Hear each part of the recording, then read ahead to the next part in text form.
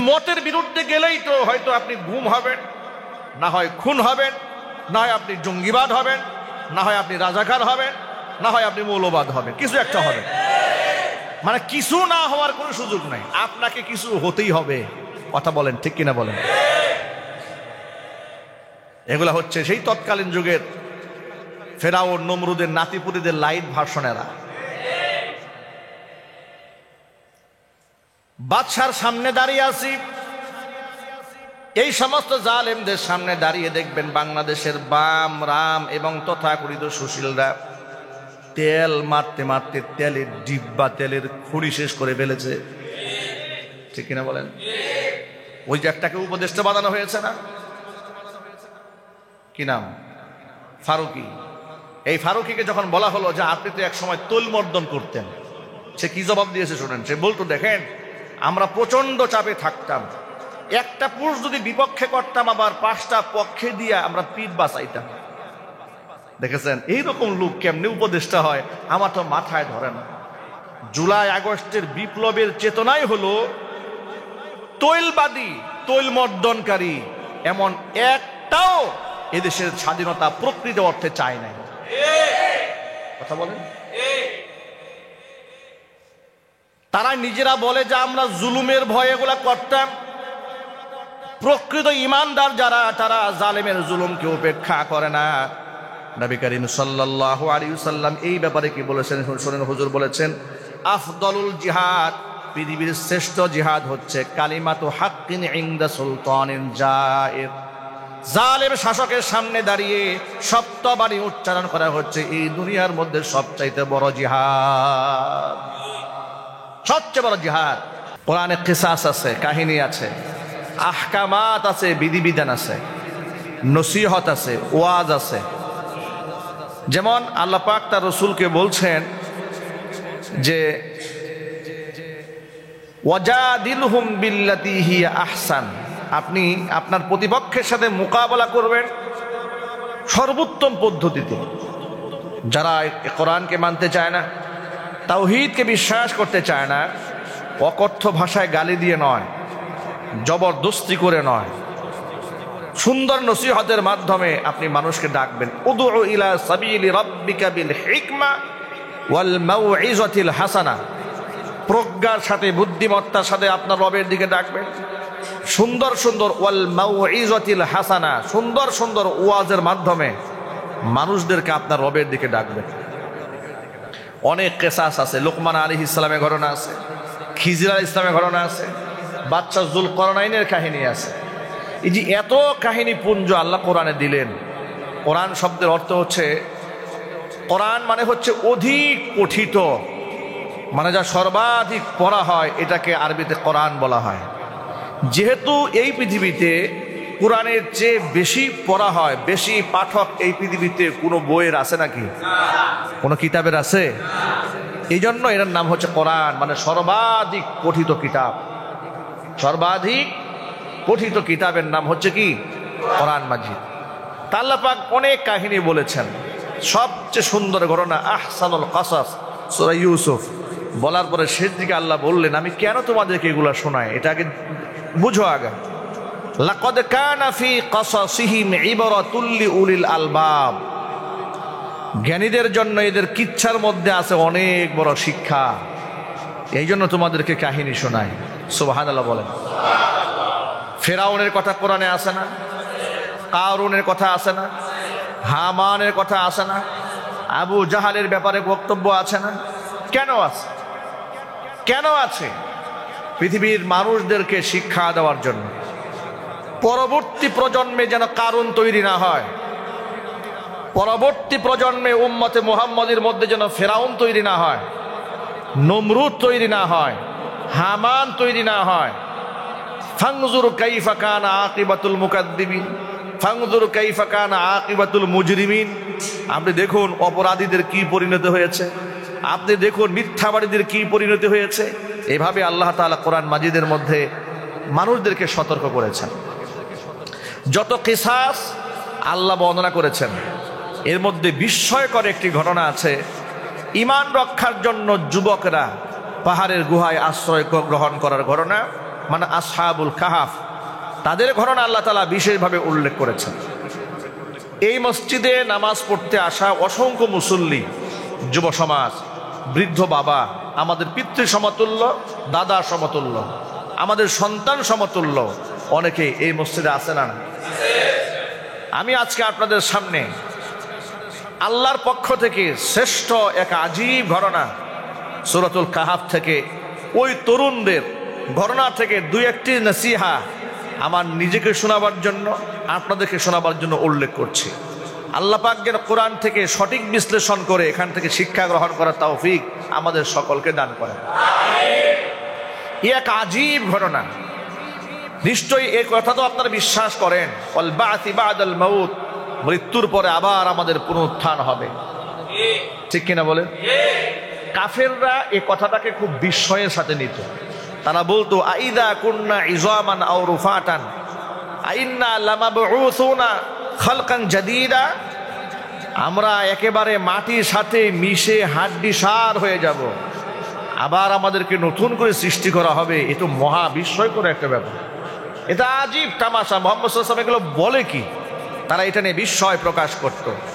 তাদের সামনে আল্লাহ তাআলা একটা নজিরা কায়েম করলেন। নজিরা কায়েম করা হচ্ছে এই যে আল্লাহ তাআলা একদল মানুষকে মৃত্যুর মতোই ঘুম পাড়িয়ে রাখলেন। আল নাওমু আখুল মাউতি, ঘুম হচ্ছে মৃত্যুর ভাই।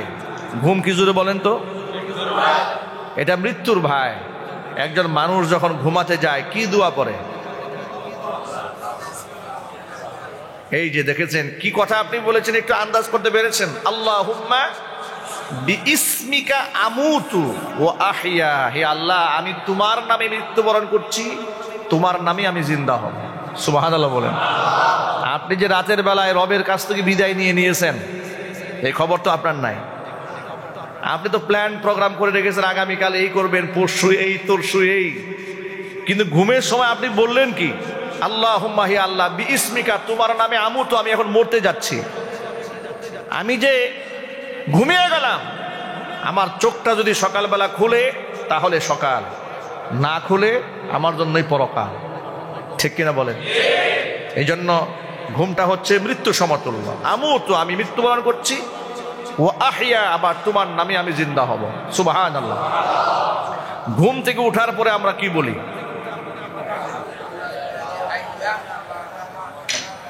আলহামদুলিল্লাহিল্লাযী আহইয়ানা বা'দামা আমাতানা ওয়া ইলাইহিন নুশুর। এখানে আপনি কি বলেছেন আপনি জানেন না?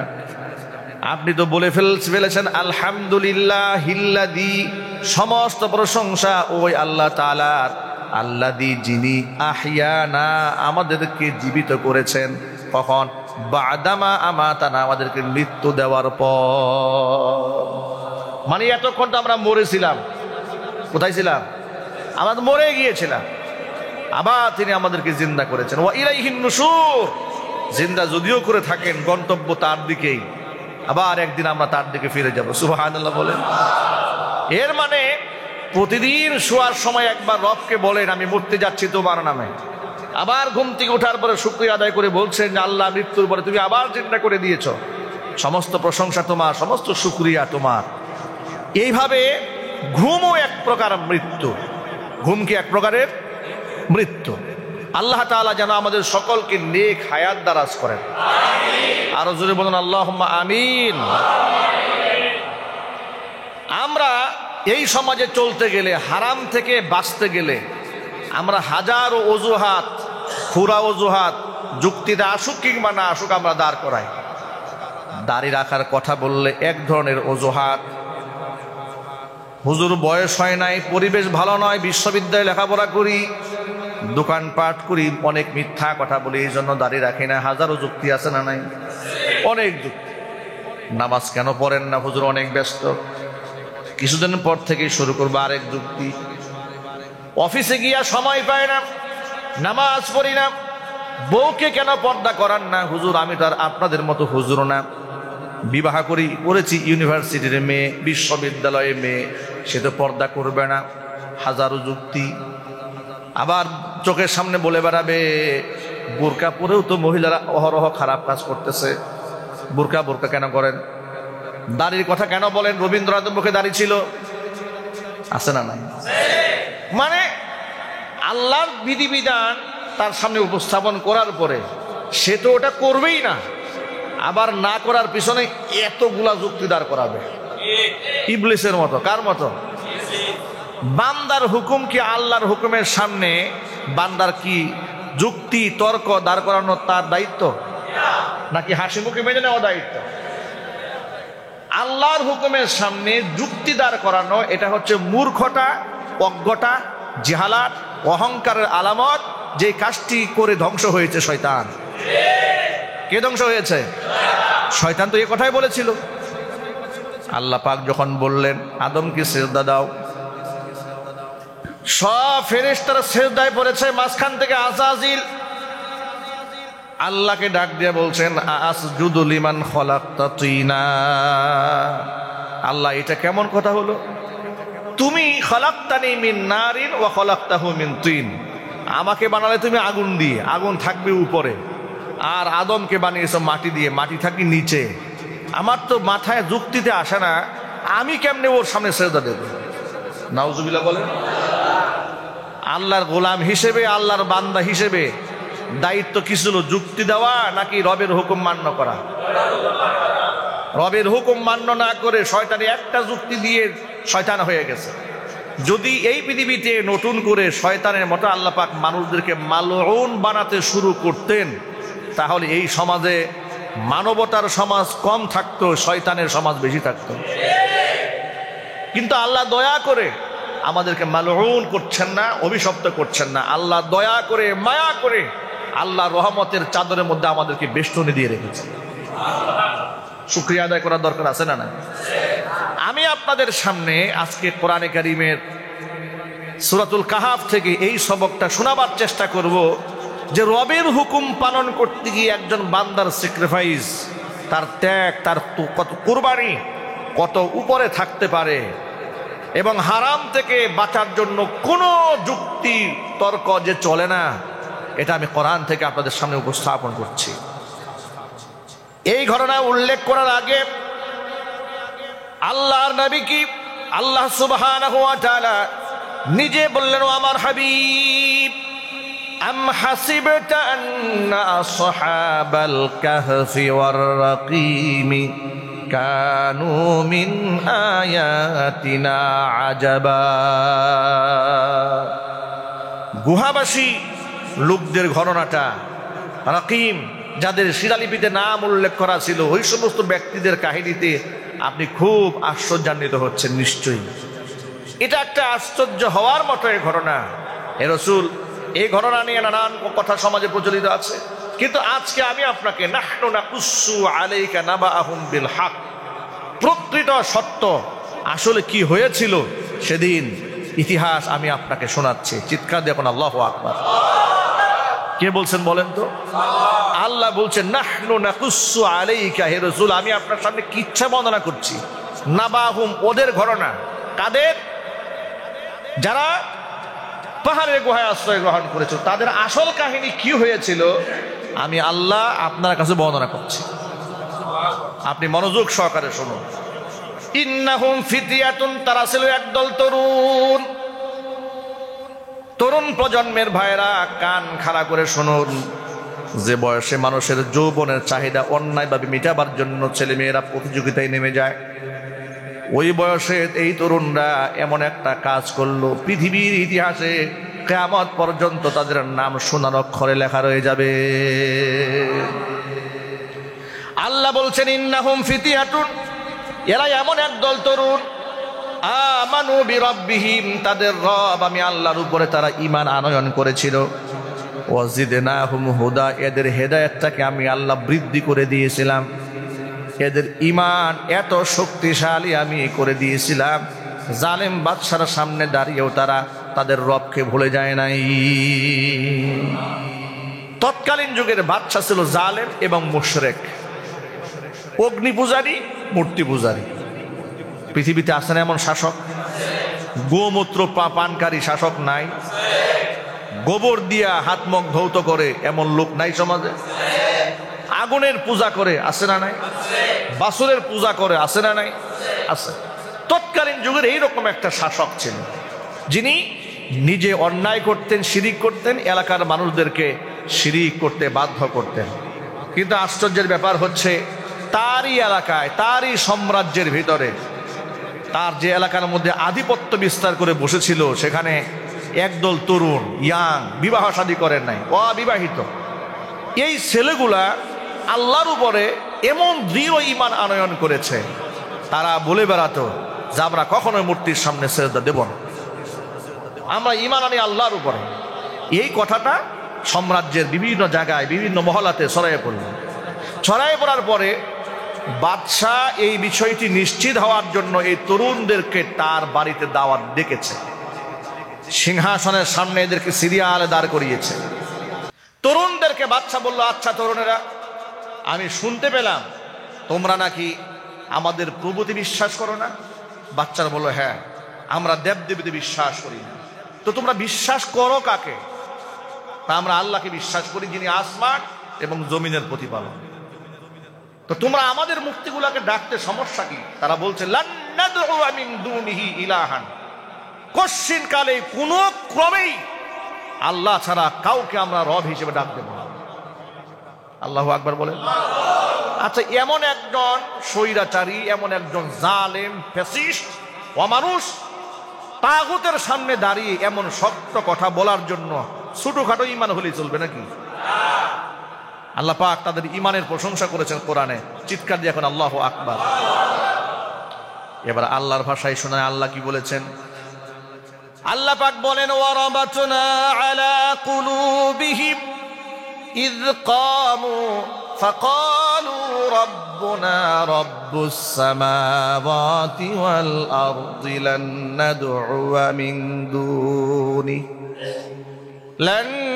নাদউ মিন দুনিহি ইলাহান লাকাদ কুলনা ইযান শাতাতা। ইয কামু, যখন তারা বাদশার সামনে দাঁড়ালো, ফাকালু, এবং বলল, রব্বুনা, আমাদের রব হচ্ছে রব্বুস সামাওয়াতি ওয়াল আরদি, যিনি আসমান সমূহ এবং জমিনের প্রতিপালক, তিনিই হচ্ছেন আমাদের রব। লান নাদউ মিন দুনিহি, তাকে বাদ দিয়া কাউকে আমরা ইলাহান, ইলাহ রূপে ডাকতেই পারি না, কোশ্চিন কালেও ডাকবো না। লাকাদ কুলনা ইযান শাতাতা, তাহলে তো আমরা মারাত্মক মিথ্যা কথা বলে ফেললাম, অহেতুক কথা বলে ফেললাম। কারণ রব বাদে আর কাউকে রব বলা যাবে না, যদি বলি সেটা হয়ে যাবে মিথ্যা। জালেমের সামনে যখন এমন শক্ত কথা বললেন, আল্লাহ বলেছেন, রাবাতনা আলা কুলুবিহিম, তাদের অন্তরের মধ্যে ঈমানটাকে আমি মজবুত ভাবে গেঁথে দিয়েছিলাম। মজবুত ঈমান না হলে সরাসরি মুখের সামনে দাঁড়িয়ে তার বিরুদ্ধে কথা বলা এটা সহজ কাজ ছিল না। এই যুবকেরা খুব ভালো করে জানতো, এমন জালেম বাদশাহ যদি এই কথা বলি, নিশ্চিত মৃত্যুদণ্ড ছাড়া আমাদের আর কোনো শাস্তি ওরা দিবে না, হাসি মুখে ফাঁসির দড়ি গলায় নেবে, কিন্তু আল্লাহ বাদে কারো সামনে মাথা নত করবে না। আল্লাহু আকবার বলেন। এই তরুণদেরকে বাদশা তখন বলল, যেহেতু আমি তোমাদেরকে আমার দরবারে নিজে ডেকে এনেছি, এই মুহূর্তে যদি আমি তোমাদেরকে হত্যা করি, আমার এলাকার লোকেরা আমাকে কাপুরুষ জালেম বলবে, এটা আমি মানতে পারি না। আমি তোমাদেরকে 1 সপ্তাহের জন্য সময় দিলাম, 1 সপ্তাহের মধ্যে মতামত আমাকে জানাবে। তোমরা যে ভুল পথে আছো, ওই পথ ছেড়ে তোমরা আমার ধর্মে যদি ফিরে না আসো, তাহলে তার কঠিন শাস্তি তোমাদের ভোগ করতে হবে। এই কথা বলে বাদশা দরবার থেকে 7 জনকে বের করে দিয়েছে। যুবকেরা বাদশার দরবার থেকে বের হয়ে আসার পরে 7 জন তরুণ, কতজন? 7 জন তরুণ ঘর থেকে বের হয়ে আসার পরে তারা নিজের বাড়ির দিকে রওনা হলো না। মনে মনে ভাবলো, আমরা যদি এখন বাড়ি যাই, বাদশা লোক দিয়ে আমাদেরকে উঠায় নিয়ে আসবে, আমাদেরকে নির্মমভাবে হত্যা করবে, অথবা জোর করে আমাদেরকে পৌত্তলিকতার ধর্মে নিয়ে যাবে, মূর্তি পূজা করাবে, কশ্চিন কালেও করব না। জীবন চলে গেল, আমরা আল্লাহকে বাদ দিয়ে কাউকে ডাকবো না। সুতরাং যদি রবকে একান্তে আল্লাহ পাকের সন্তুষ্টি কল্পে ডাকতে হয়, এমন একটা জায়গায় যেতে হবে যেখানে বাচ্চা আমাদের খুঁজেও পাবে না, আমাদের রবের ইবাদতের মধ্যে তারা কোনো বিঘ্নতাও সৃষ্টি করতে পারবে না। কিন্তু যাবে কোথায় এই বাচ্চাগুলা? যাবে কোথায়? ইয়াং ছেলে পেলে ওরা কই যাবে? ওরা বলল, দু চোখ যেদিকে যায় আমাদের গন্তব্য সেদিকে। নিশ্চয় আমাদের রব আমাদের একটা ব্যবস্থা করেই দেবেন। আল্লাহু আকবার বলে। কেমন ঈমান? ঠিকানা নাই, লোক নাই, জনবল নাই, মোবাইল নাই, ইন্টারনেট নাই, মেইল নাই, কারোর সাথে কোনো যোগাযোগ নাই। সেই আমলে এই বাচ্চাগুলো বের হয়ে যাচ্ছে কোরআনের ভাষায়, ইদ আওয়াল ফিতিয়াতু ইলাল কাহফ। এরা চলতে থাকলো, চলছে, দুচোখ যেদিকে যায় যাচ্ছি। যেতে যেতে একটা পর্যায়ে ক্লান্ত পরিশ্রান্ত হয়ে, আবার ভয়ও আছে, পিছনে শত্রু বাহিনী তারা করবে, আতঙ্ক আছে। ওরা যখন রওনা হয়ে গেল, পিছনে পিছনে একটা কুকুর রওনা হয়েছে। এলাকা ছেড়ে কুকুর তাদের পেছনে যায়। কুকুরকে তাড়ায় দেওয়ার জন্য বহুবার তারা চেষ্টা করেছে, কিন্তু কুকুর ওদের পিছু ছাড়ে না। ওরা যেদিকে যায় এই তরুণরা কুত্তাও সেদিকে যায়। সুবহানাল্লাহ। কুকুর যাচ্ছে তো যাচ্ছে, ওরাও যাচ্ছে, কুকুরও যাচ্ছে। যেতে যেতে অনেক লম্বা পথ পরিক্রমা পাড়ি দেওয়ার পরে ক্লান্ত পরিশ্রান্ত দেহ নিয়ে একটু বিশ্রামের জন্য তারা পাহাড় দেখেছে। বিরাট একটা পাহাড় দেখা যাচ্ছে, পাহাড়ের মধ্যে একটা গুহা আছে। গুহার মধ্যে ঢুকেছে। গুহার ভেতরে ঢুকে আল্লাহকে একটা ডাক দিয়েছে। আগে কোন আল্লাহ আকবার। গুহার মধ্যে ঢুকে তারা আল্লাহকে বললোটা, আমি এই আয়াতগুলো যতবার পড়ি ততবার অবাক মনে হয় আমার কাছে। যতবার পড়ি ততবার নতুন মনে হয়। যতবার পড়ি আল্লাহর কসম ততবার ঈমান বৃদ্ধি পায়। চিল্লায় বলেন আল্লাহু আকবার। যুবকরা আল্লাহকে ডেকে বলছে, ইদ আওয়াল ফিতিয়াতু ইলাল কাহফি। গুহায় যখন আশ্রয় নিল এরা, ফাকালু রব্বানা আতিনা মিন লাদুনকা রাহমাতাও ওয়া হাইয়্ লানা মিন আমরিনা রাশাদা। আয় আমাদের রব, আতিনা মিন লাদুনকা রাহমা, তোমার পক্ষ থেকে তুমি আমাদেরকে রহমত দান করো। ওয়া হাইয়্ লানা মিন আমরিনা রাশাদা, আল্লাহ তুমি আমাদের জন্য একটা সঠিক গন্তব্যের ব্যবস্থা করে দাও। ফয়সালা আল্লাহর কাছে তারা ছেড়ে দিয়েছে। ছেড়ে দিয়ে খুব ক্লান্ত, সামান্য কাইলুলা করার জন্য ক্ষুধার্ত, তৃষ্ণার্ত, ক্লান্ত, হাঁটতে হাঁটতে অস্থির হয়ে গেছে। বাচ্চাগুলা কাঠ হয়ে গুহার মধ্যে শুয়ে পড়েছে, একটু শরীর এরকম টান টান করার জন্য। আল্লাহ পাক বললেন, ওরা শুয়েছে একটু কাইলুলা করার জন্য, টান টান করে, ঘুমানোর নিয়ত না, এমনি শুয়েছে। ফাদারাবানা আলা আযানিহিম বিল কাহফি সিনিনা আদাদা, আমি এদেরকে কানের মধ্যে ঘুমের মোহর লাগাই দিলাম। ঘুমের মোহর লাগে চোখে, কোথায় লাগে? কানে, কিন্তু ঘুমের মোহর লাগে না কখনো। সবসময় মনে রাখবেন, মানুষের চোখ ঘুমায় কিন্তু কান ঘুমায় না। যার দরুন চোখ ঘুমালেও কেউ যদি চিৎকার দেয় আপনি লাফ দিয়ে উঠবেন। অ্যালার্ম যদি বাজে, যেহেতু কান ঘুমায় নাই, কান জাগ্রত, কান সজাগ থাকে, আপনি লাফ দিয়ে উঠবেন। যদি কান ঘুমায় যায় আপনি নিশ্চিত মৃত্যু। ঠিক কিনা বলেন? যদি আপনি একদম ঘুমায় গেছেন, আপনার কানও আর কোনো কাজ করছে না, তাহলে আপনি ধরে নেবেন এলো কি হয়ে গেছে, মরে গেছে। আল্লাহ পাক বলেন, আমি এদেরকে মৃত্যুর মতোই একটা ঘটনা ঘটাই দিলাম। ফাদারাবনা আলা আযানিহিম ফিল কাহফি সিনিনা আদাদা, বেশ কিছু বছরের জন্য আমি ওদের কানের মধ্যে ঘুমের মোহর লাগাই দিলাম। ওই কানে আর শুনবে না, এই কানে কোনো আওয়াজ স্পর্শ করবে না, কানে আওয়াজ ঢুকবে না, তাদের ঘুমে বেঘাত সৃষ্টি করবে, ডিস্টার্ব করবে, এমন কিছু ঘটবে না। কিন্তু অবাক করা ব্যাপার হচ্ছে, ওদের চোখগুলো খোলা, একদম স্বাভাবিক তাকিয়ে আছে, চোখ কিন্তু ঘুমাচ্ছে না। যে কেউ দেখলে মনে করবে যে তাকায় আছে আমাদের দিকে। এভাবে জাগিয়ে রাখলাম, কিন্তু কান ঘুম পাড়িয়ে দিয়েছি। এদেরকে আমি ঘুম পাড়াই দিলাম কানের মধ্যে মোহর লাগিয়ে। বছরের পর বছর এরা ঘুমায় থাকলো। এমন ভাবে ঘুম পাড়ালাম, তাদের যে কুকুরটা ছিল তাদের সাথে গিয়েছিল, কুত্তাটারে ঘুম পাড়াই দিলাম। কিন্তু কুকুরের ঘুমের দৃশ্য ছিল বড় ভয়াবহ।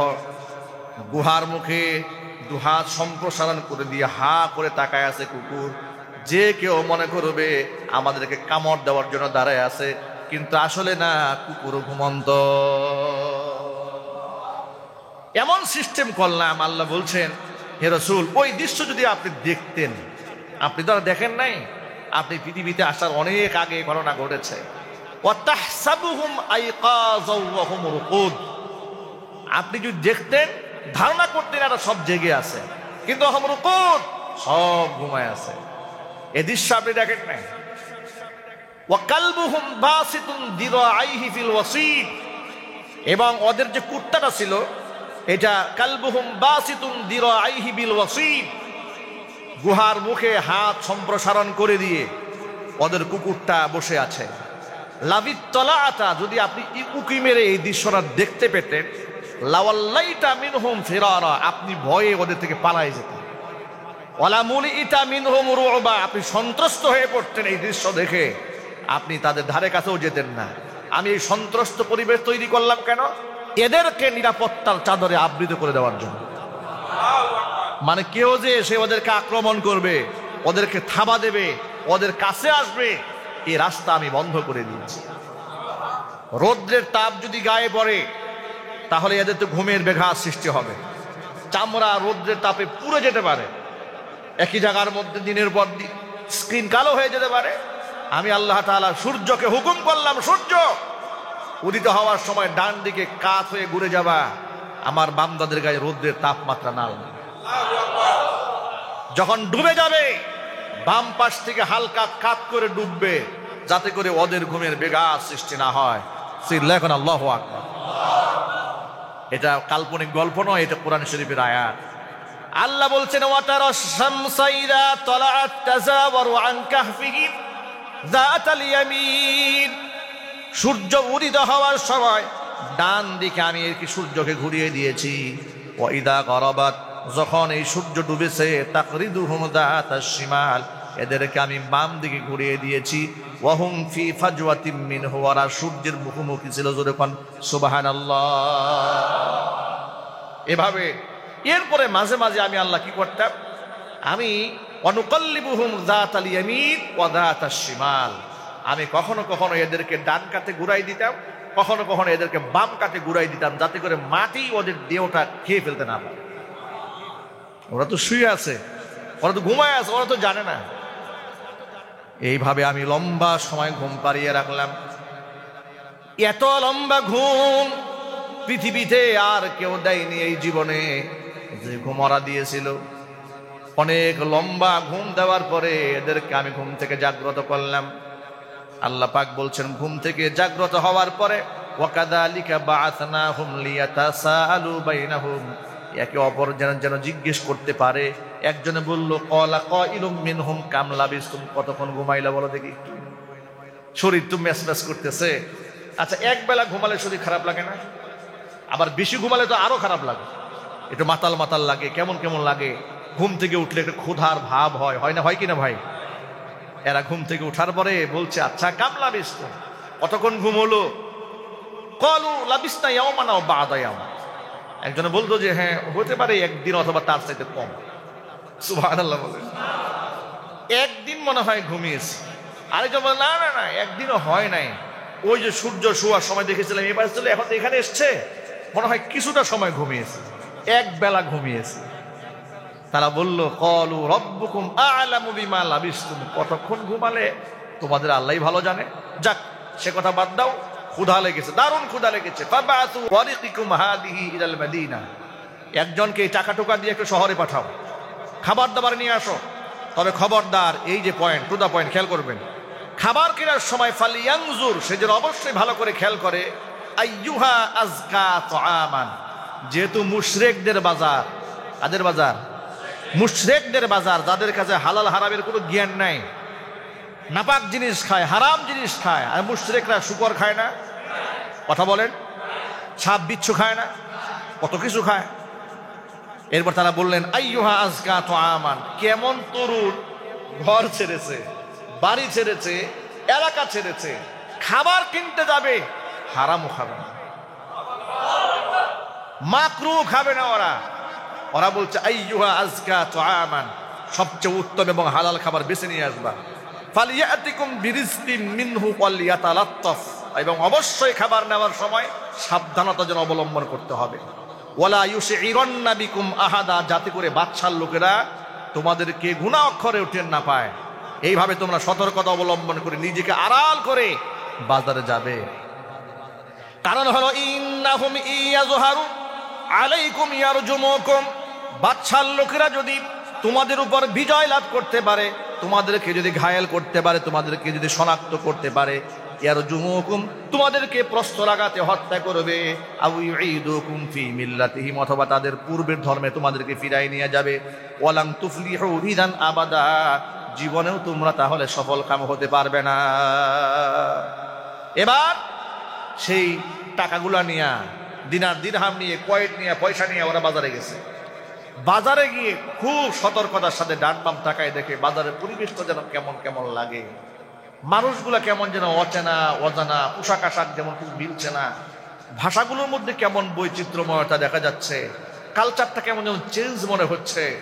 এরপরে মনের মধ্যে ভয়, না জানি আবার গোয়েন্দা টোয়েন্দা দেখে ফেলে কিনা, কারণ তোর শত্রু তো পেছনে আসে না নাই।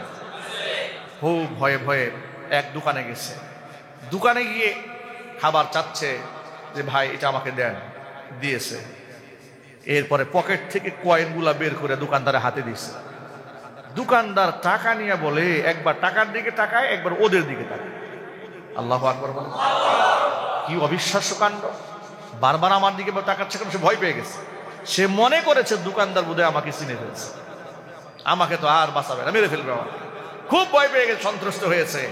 দোকানদার তার দিকে তাকাচ্ছে আর বলছে, এটা তুমি কোথায় পেলে এই টাকা? ওই কেন, এটা আমার টাকা। কোথা থেকে এনেছে এই টাকা, সেটাকে বলো। সে বলতে চায় না। তার মনে ভয় যে নিশ্চয়ই সে গোয়েন্দা লাগে, আমাদের ব্যাপারে আগে অ্যালার্ট করে রাখছে এলাকার মানুষদেরকে, যেখানে পাবে আমাদেরকে সেখানে ধরবে। এবার তিনি বলতে চাচ্ছেন না। অনেক দোকানদারের সাথে কথা কাটাকাটি চলছে, এই ফাঁকে বাজারের লোক জমা হয়ে গেছে, চতুর্দিকে লোক দাঁড়িয়ে আছে। চতুর্দিকে তাকিয়ে দেখে সব অচেনা অজানা মানুষ কেমন যেন হা করে তাদের দিকে তাকিয়ে আছে বিস্ময় নেত্রে। তাকিয়ে দেখি এই পয়সা কোন আমলের কোন সালের শনাক্ত করা কঠিন হয়ে যাচ্ছে।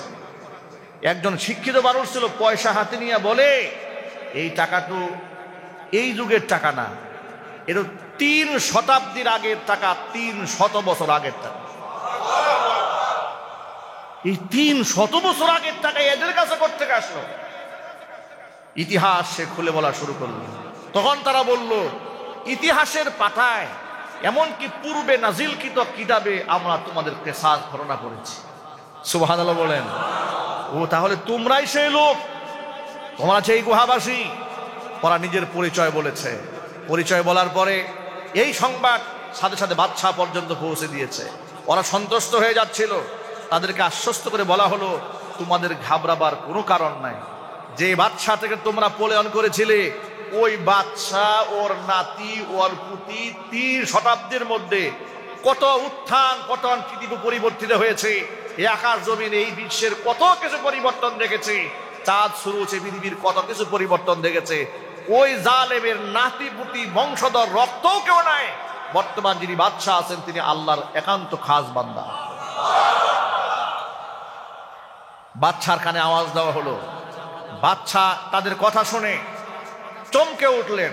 তাদের সাক্ষাতের জন্য তিনি পাগল পারা হয়ে গেলেন। বাদশা দৌড়ে এসেছে তাদের কাছে। আসার পরে গুহাবাসীকে বাদশা প্রস্তাব করলেন, তোমরা আমার সাথে চলো, আমি তোমাদেরকে রাজ পরিবারের সিংহাসনে জায়গা করে দেব। তারা বলল, প্রশ্নে আসা, আমরা তো পৃথিবী ছেড়ে অনেক আগেই চলে এসেছি, বিদায় নিই। আমরা ওই পৃথিবীতে আর ব্যাক করতে চাই না, আমরা আমাদের রবের সান্নিধ্যে চলে যেতে চাই। এরপরে তারা সেখানে ফিরে গেলেন। সেখানেই তাদের ইন্তেকাল হলো। ইন্তেকাল হয়ে যাওয়ার পরে বাদশা সবার সাথে পরামর্শ করলেন যে কি করা যায়। কেউ কেউ পরামর্শ দিলেন যে আমরা এখানে বিরাট বড় দেয়াল টেনে এদের নামগুলো শিলালিপি দিয়ে লিখে দিই। মুফাসসিরিন এখানে আমরা বলেছেন যে আল্লাহ পাক এদেরকে 2টা ভাষায় শনাক্ত করেছেন, আসহাবুল কাহাফ এবং আসহাবুর রাকিম। কাহাফ মানে হচ্ছে গুহাবাসী, রাকিম মানে হচ্ছে শিলালিপিতে যাদের নাম লেখা হয়েছে। সুতরাং ওই সমস্ত শনাক্তকারী ব্যক্তিদেরকে কি দিয়ে শনাক্ত করা যাবে? তখন বাদশা পরামর্শ করলেন যে আমরা একটা স্তম্ভ বানাই। কেউ কেউ বলো না, স্তম্ভ বানিয়ে কোনো লাভ নাই, বরং আমরা একটা মসজিদ বানাই। সুবহানাল্লাহ। তাদের মধ্যে দেখেন, ক্বালাল্লাযীনা গালাবু আলা আমরিহিম, সিদ্ধান্ত চূড়ান্ত হলো, যারা সিদ্ধান্তে বিজয়ী হলো, নানা কথাবার্তা এসছে, লানাত্তাখিযান্না আলাইহিম মাসজিদা, আমরা এখানে একটা মসজিদ বানাই দেব। তখন সে মসজিদ বানানো হলো, বিনির্মাণ করা হলো, সেখানে শিলালিপি তাদের নামটা লিখে দেওয়া হলো। কোরআনে কারীম তাদের বয়সের ব্যাপারে, তারা কত বছর ছিলেন এর আসল তথ্য বর্ণনা করেছেন। এতক্ষণ তো আপনাদেরকে গল্প শোনালাম, কোরআন থেকে সলিউশন দিচ্ছি তারা কত বছর সেখানে ছিলেন। আল্লাহ পাক বলছেন, ওয়ালাবিথু ফি কাহফিহিম 300 সিনিনা ওয়াজদাদু 9। এই গুহাবাসীরা গুহায় অবস্থান করেছে 309 বছর। একটু সুবহানাল্লাহ জোরে বলেন। এবার কল্পনার জগতে হারিয়ে যান। 309 বছর সে গুহায় ঘুমায় আছে, এরপরে সে উঠেছে। তার কাছে পৃথিবী কেমন মনে হয়েছে, তার কাছে আকাশ বাতাস কেমন মনে হয়েছে, দোকানপাট কেমন মনে হয়েছে? আল্লাহু আকবার বলেন। 309 বছর আল্লাহ পাক এদেরকে ঘুম পাড়ায় রাখলেন, এরপরে এদেরকে জাগালেন। আল্লাহ পাক বলেন, এটা হচ্ছে আমার কুদরতের নিদর্শন, বিশ্ববাসীকে আমি দেখালাম। ঠিক এভাবে হাসরের ময়দানে তোমাদেরকে আমি উঠাবো। তোমরা তো অবাক হয়েছ যে কি করে সম্ভব এটা। এদেরকে যেভাবে 309 বছর পরে ঘুম থেকে আমি নতুন জীবন দান করেছি, তোমাদেরকেও শত সহস্র বছর মাটির সাথে মিশে যাওয়ার পরে আমি আল্লাহ পাক আবার জিন্দা করব। ইতিহাসের পাতায় সোনার অক্ষরে তাদের নাম লিখিত আছে। ইয়াং, যুবক, তরুণ, তরুণী, আবাল, বৃদ্ধা, বনিতা, সকলের জন্য এই শিক্ষা রয়েছে। এই ঈমান রক্ষা করতে গিয়ে প্রয়োজনে এলাকা ছাড়তে হবে, জালেমের সাথে কম্প্রোমাইজ করা যাবে না। নাম্বার 1। 2 নাম্বার শিক্ষা হচ্ছে, জালেম শাসকের সামনে দাঁড়িয়ে হলেও সত্যবাণী উচ্চারণ করতে হবে, ভয় পাওয়া যাবে না। নাম্বার 3, পৃথিবীর যে কোনো মোমেন্টে, যে কোনো সিচুয়েশনে হারাম খাবার থেকে নিজেকে বাঁচায় রাখতে হবে। হারামের সাথে কোনো কম্প্রোমাইজ নাই, কোনো যুক্তি এবং তর্ক চলবে না। এটা বলবেন যে পরিবেশ ভালো না, না গিয়ে উপায় নাই।